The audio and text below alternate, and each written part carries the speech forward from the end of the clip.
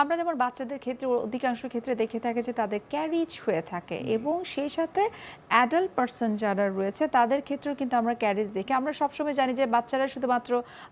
Candies বা chocolate খেয়ে থাকে বলে তাদের ক্যারিজ হয়, কিন্তু বড়দের কেন আসলে ক্যারিজ হয়ে থাকে, এর কারণটা আসলে বড়রা আসলে খাবার খাওয়ার পরে তো আমাদের ফুড হ্যাবিটটা আসলে আমরা যে খাবারটা খাই তারপরে ঠিক মতো ব্রাশিং হয় না, ফলে হয় কি খাবারটা জমতে থাকে, জমার ফলে ক্যারিজ হচ্ছে, ক্যাভিটি হয়ে ক্যারিজ হচ্ছে, ক্যারিজ হয়ে পরে সে ট্রিটমেন্ট করছে না,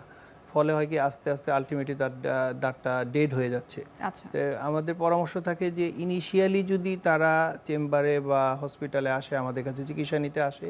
তাহলে আমরা ফিলিং করার চেষ্টা করি। যদি ফিলিংয়ের প্রয়োজনীয়তা অনুসারে করলাম, তারপরে দেখা গেল ফিলিং হচ্ছে না, সেই ক্ষেত্রে আমরা আদার্স যে ট্রিটমেন্টগুলি আছে, মডার্ন ট্রিটমেন্ট বের হয়েছে,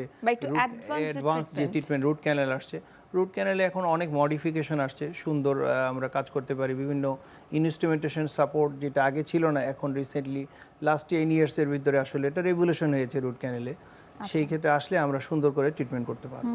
এবং পেশেন্ট ভালো থাকবে। ক্যারেজের বিষয়ে আরেকটু বিস্তারিত জানতে চাই। আমরা একটু ছোট বাচ্চাদের থেকে শুরু করি, যে ছোট বাচ্চাদের যেন ক্যারিজ না হয় সেক্ষেত্রে তাদের কোন কোন বিষয় মেনে চলা উচিত? সেই ক্ষেত্রে হচ্ছে বাচ্চারা তো আসলে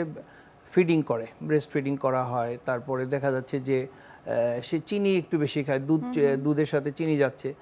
ফলে হয় কি বাবা এবং মারা যদি টেক কেয়ার করে ঠিকমতো, তাকে ব্রাশিংটা করায়, দিনে 2 বার অন্তত ব্রাশ করাটা উচিত, রাতে ঘুমের আগে এবং আমরা সকালে বলি খাবারের পরে বা খাবারের আগেও যদি করা হয়, অন্তত দিনে 2 বার ব্রাশ করালে মোটামুটি চেষ্টা করা হলে